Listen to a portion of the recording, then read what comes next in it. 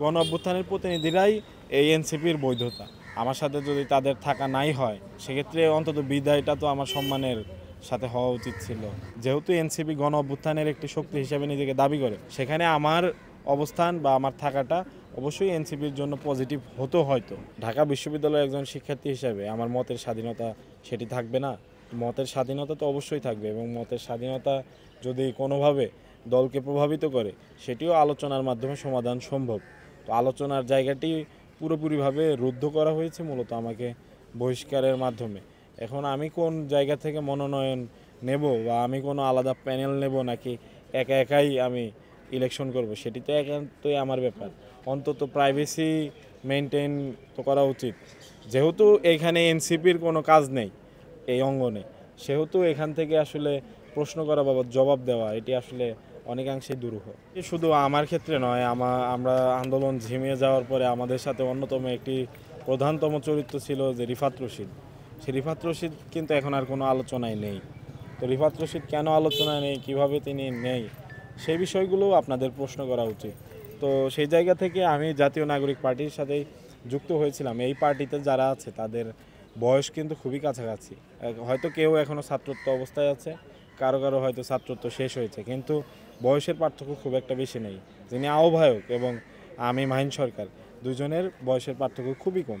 তো সেই জায়গা থেকে আসলে ছাত্র রাজনীতি এবং জাতীয় রাজনীতির যে লেভেল, মানে দুইটার একটি মাঝামাঝি অবস্থানে আছে। যা এনসিপি জাতীয় রাজনীতিতে অলরেডি প্রবেশ করেছে, কিন্তু একেবারে যে ছাত্র রাজনীতির জায়গাটুকু সেটিও কিন্তু তারা ছাড়তে পারেনি। বিভিন্ন সময় তারা আলোচনায় কিন্তু দেখবেন তারা ছাত্র রাজনীতিকে হাইলাইট করেছে। এখন আমি আন্দোলনে কি ভূমিকা রেখেছি তার সাথে আসলে পার্টির সম্পর্ক কম, কিন্তু তারপরও যেহেতু এনসিপি গণ অভ্যুত্থানের একটি শক্তি হিসেবে নিজেকে দাবি করে, সেখানে আমার অবস্থান বা আমার থাকাটা অবশ্যই এনসিপির জন্য পজিটিভ হতো হয়তো।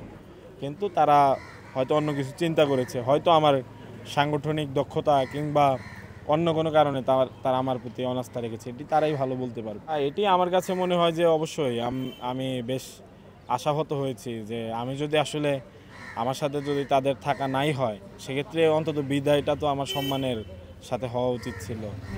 RICL TMX, যুগের পর যুগ স্থাপনা থাকে মজবুত। তো এটি তো আমি ডিজার্ভ করি।